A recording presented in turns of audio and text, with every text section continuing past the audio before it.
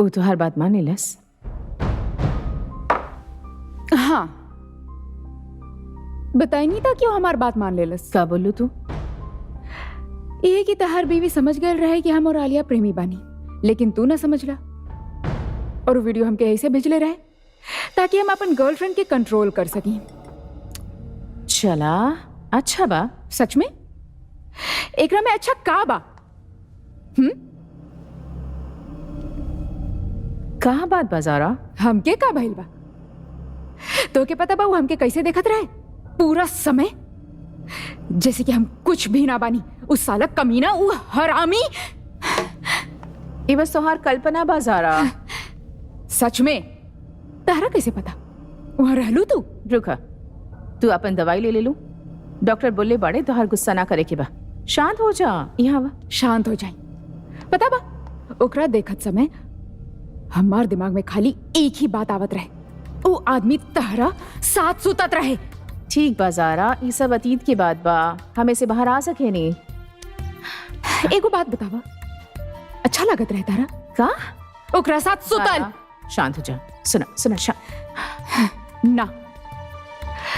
पता बा हमके दिखाई देवेला पूरा समय जब तक हम वहां रहनी, हमार दिमाग में खाली एक ही नजारा घूमत रहे। तू ओकरा साथ में, ओकर बिस्तर में चूमत हुए, ओकर नाम लेत हुए, ओकर बिस्तर में ओकरा साथ। ये एगो फिल्म के तरह लागत रहे। पता बा ये हमारे दिमाग में बस चलत रहे, बार बार बार बार बार। बाहर में जा, बाहर में जा।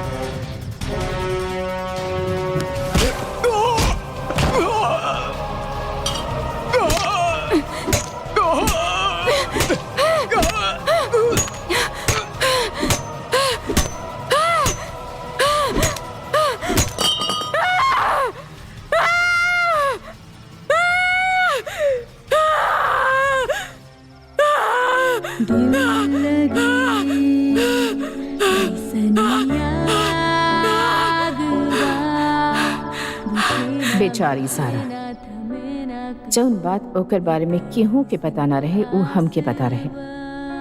ओकरा एक दिमागी बीमारी रहे, अनस्टेबल मेंटल कंडीशन, जेकरा IED बोलल जाएला, इंटरमिटेंट एक्सप्लोसिव डिसऑर्डर और रेज डिसऑर्डर।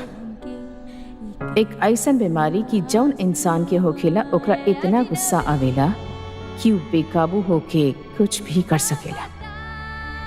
रणबीर के हैंडल करल हमरा खातिर आसान रहे, लेकिन ज़ारा के दिमागी हालत हमरा खातिर कौन मुसीबत खड़ा करे वाला बा ये हमके खुद पता ना रहे।